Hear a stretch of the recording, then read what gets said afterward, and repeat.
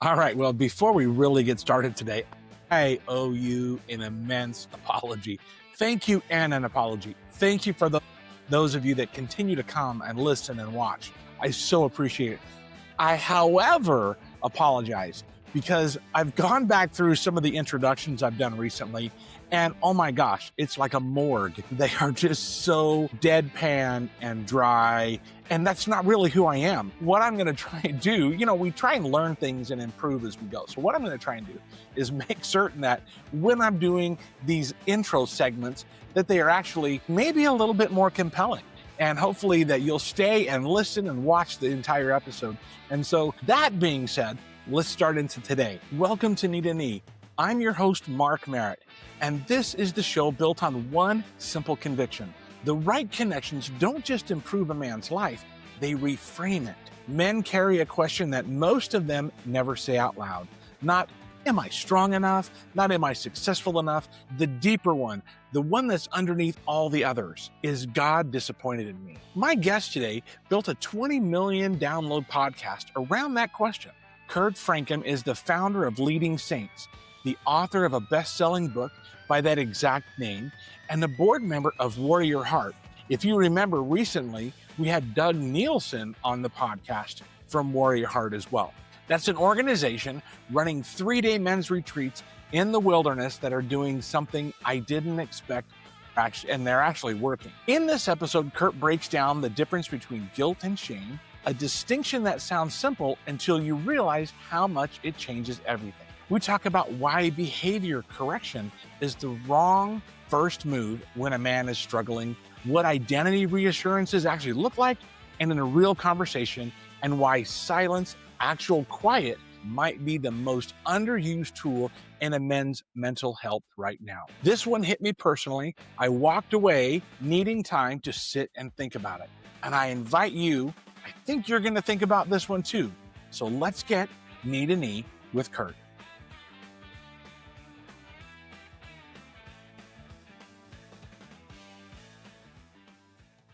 I'm pretty excited today. As usual, you always hear me say that we're excited today, but I am.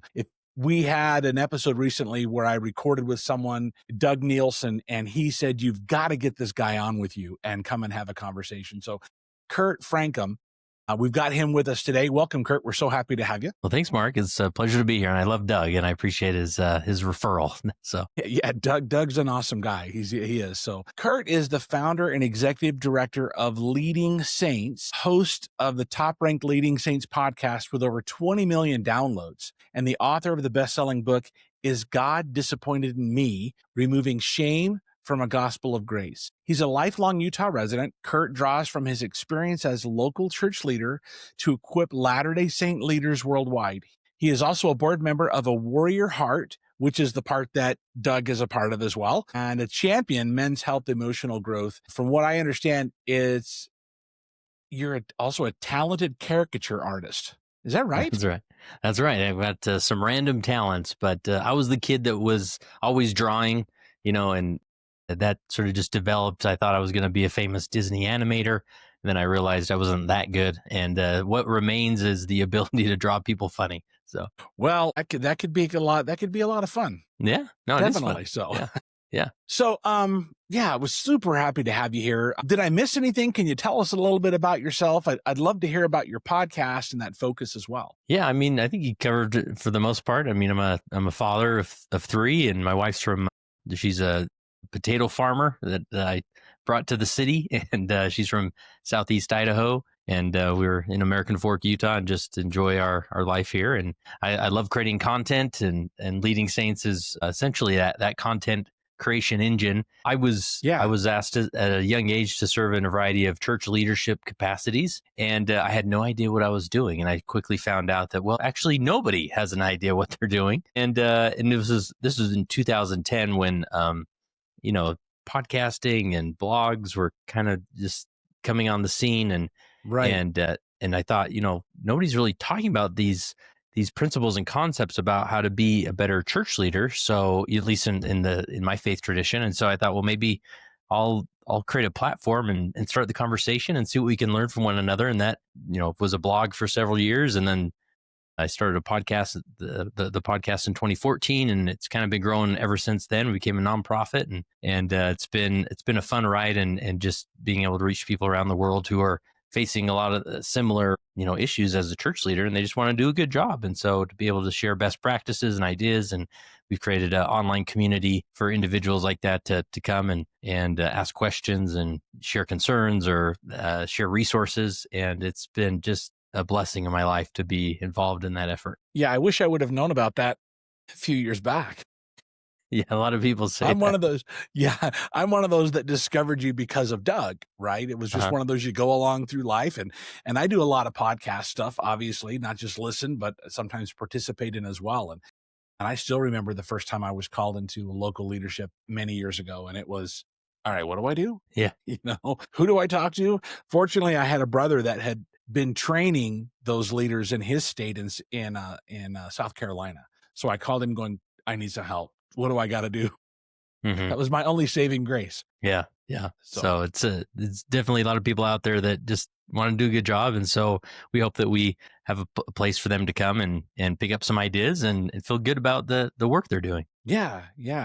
So, tell me real quick. I mean, tell me a little bit about your book. I'm actually in the process right now of writing a book, so this is always a fascinating topic to me. So, yeah. Tell us a little bit about your book. Yeah. So, like you said, it's called "Is God Disappointed in Me?" And this is, to me, the most universal question that people have, and even especially those who believe in God, but even those who don't believe in God, there's always this feeling of, man, am I measuring up? Like, do my parents really accept me and love me? Do my friends appreciate me, or think I'm doing enough? And really the concept of disappointment is just a result of shame, and we live in a world full of shame. In my opinion, shame is the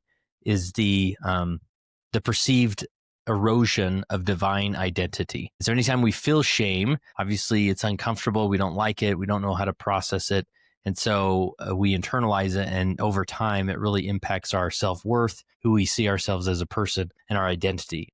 And if we try and live life from a perspective of a false identity, or a weak identity, or an identity that isn't true to ourself and how we were created, it's just going to be a really difficult life. And it will start, you see this as individuals, suffering in quiet desperation, or publicly, or, mental health. A lot of this comes down to just how they're internalizing and processing shame. Not that shame is the only problem, but shame is like, it's almost like glitter, right? Like, no matter how many times you vacuum or try and get rid of glitter, you're always going to find a little bit somewhere. There's always glitter somewhere, right? And so shame just has that way of perpetuating in our lives, no matter who we are, or the work we're involved in. We're always being attacked by these shame messages, and this is magnified when we feel shame coming from the creator, the God of the universe. And if it's, I think intellectually, a lot of us who are religious can think, well, yeah, I know that God loves me, but I think he's just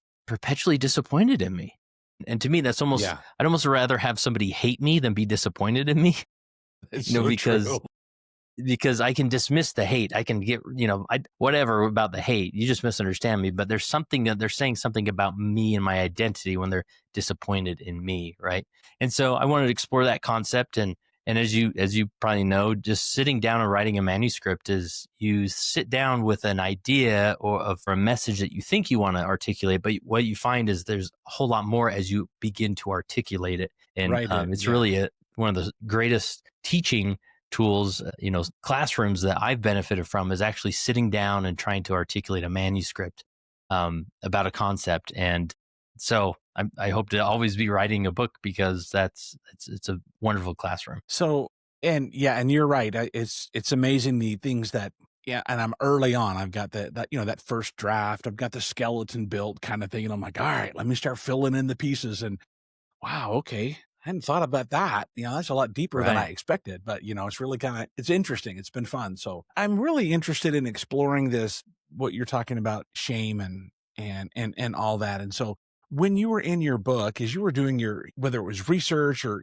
all the, formal research or anecdotal research, whichever it is, right? Well, you were doing that and formulating those concepts. What were you seeing as some of the really good things, the key things that people can use? Number one, first to identify, because sometimes we get that false sense of we may not realize that we're feeling that way, and that identifying that feeling. And two would be, how do we move past that? What are the tools that you have found that can help people to start stepping away from that and getting closer back to God?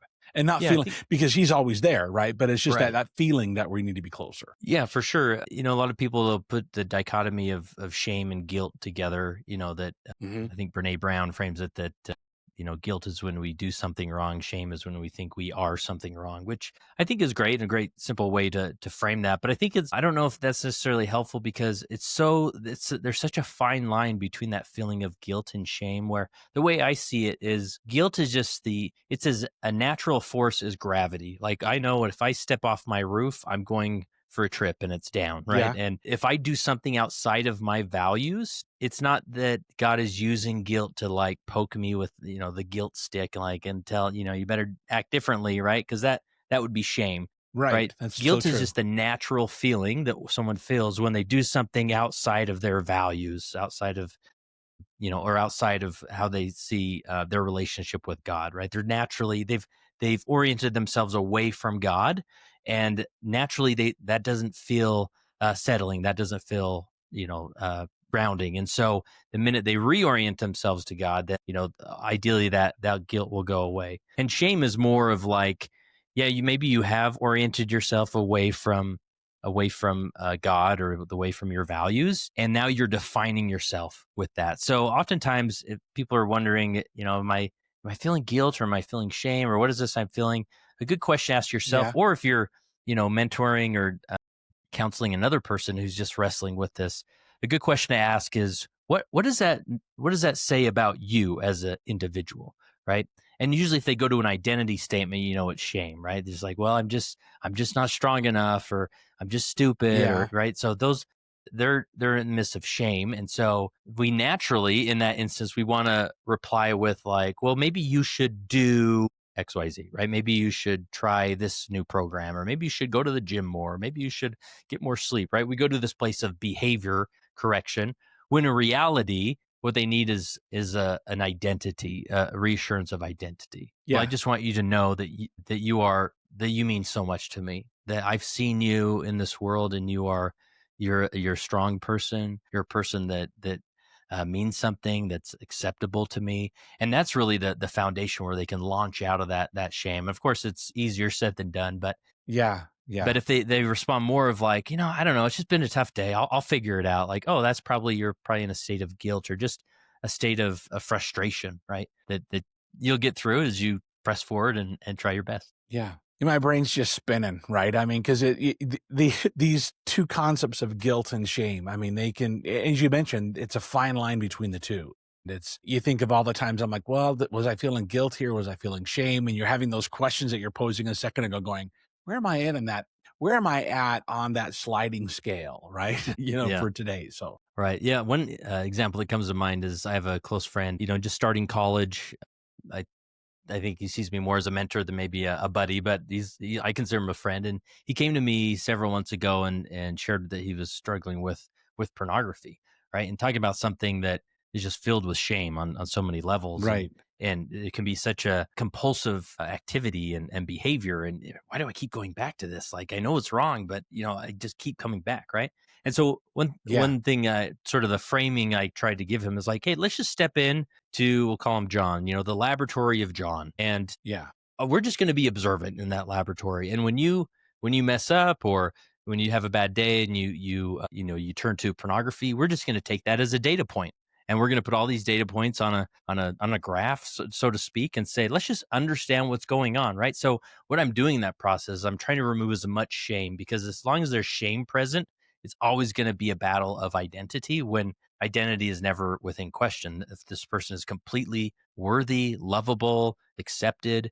And so for him to progress and move past some of these negative behaviors he has to be in that state of, yes, I am lovable, accepted. There's a Right. beautiful quote by Carl Rogers. He said, the curious paradox is that when I accept myself just as I am, then I can change. And talking about the paradox of paradoxes, Yeah. right? That we have to get to a place where we accept ourselves just as we are with all our flaws and mess ups and weaknesses, because it is in that state that we can change. If we're constantly trying to chase the ideal perfect person that we think we should be, that's just a fool's errand. Right. That's a very interesting quote. I like that. Yeah.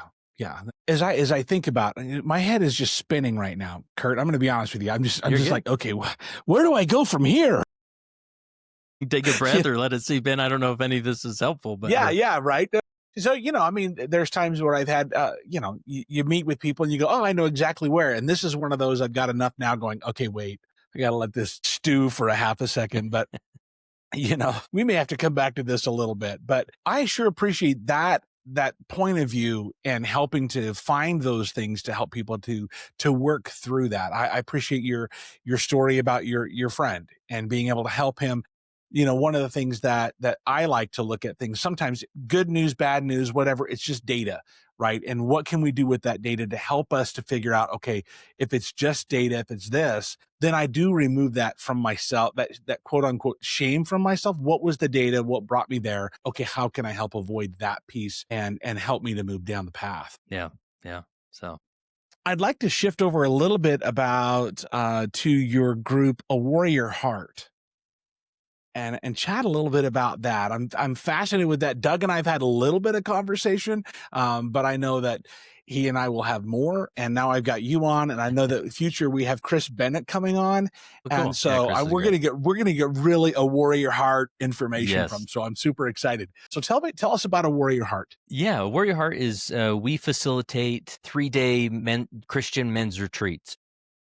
Okay. And this is, it's interesting. There's so many like maybe Bible camps or summer camps for youth and for children, or, it's so easy to focus, like, let's make sure they have as many resources as possible because they're going through a very difficult time. But then as individuals grow into adulthood, we're sort of like, I don't know, just figure it out. If you're having a hard day, get a therapist or something, but there's something transformational about an experience, taking 3 days where you unplug from your day-to-day grind. And we invite men to, we typically have these venues. They're usually Bible camps or, some type of campus that's in the wilderness or forest or whatever it is. And that way they're kind of out as far away from cell phone coverage as we can get, even though cell phone coverage seems to get better and better more remotely now. So true.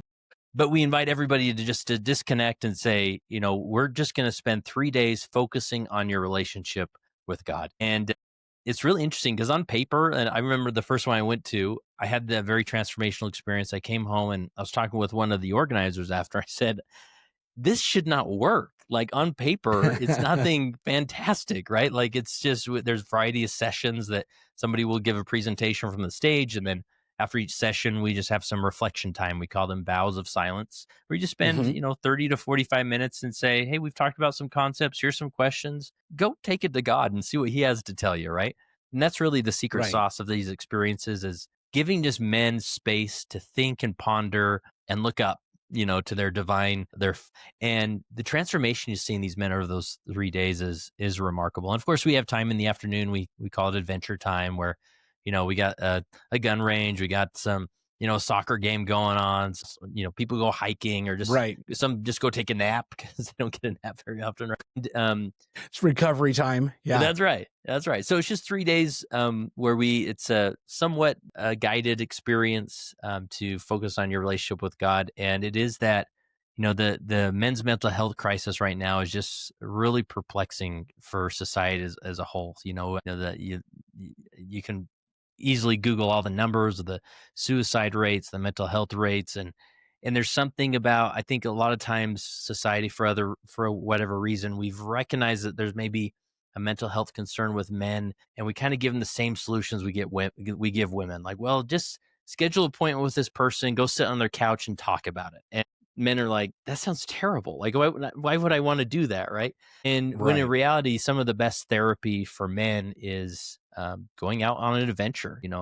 Chris Bennett will talk about his many years hiking, hikes so many feet every miles and feet every year that are impressive. But he does it because that's his form of therapy and connecting and grounding himself and resetting his system so that he can take on the battles of life. And so our hope is with these men's retreats we do, just sort of give men a container to step into and awaken their heart again and remember some of those principles that God has been inviting them into, and maybe a time to reorient themselves into those principles. Yeah, I'm one of those like Chris along those lines, right? And I grew up back in the mountains and things, and so I think how many times have I been back someplace or whatever? And I was a wildland firefighter for years, and one of my Oh wow. favorite things was to end up on the top of a mountain somewhere and just sit. Right, you're out somewhere Yep. just looking, Yep. or I still do photography, and sometimes I'll do that at night. I love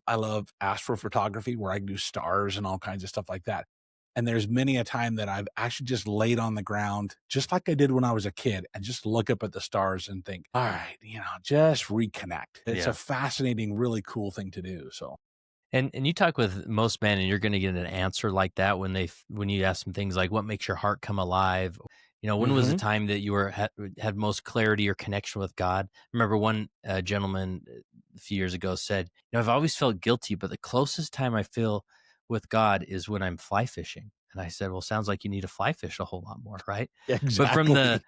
from the society's perspective, or maybe his family or his wife is like, "Hey, you got a job, you got responsibilities here, right?" Which is true, but if you don't create some space for him to go to the mountain, right? I think it's 9 or 10 times recorded in the gospels when Christ himself separated himself from all his responsibilities, his people, his duties, and went into just commune with God on his own quietly, right?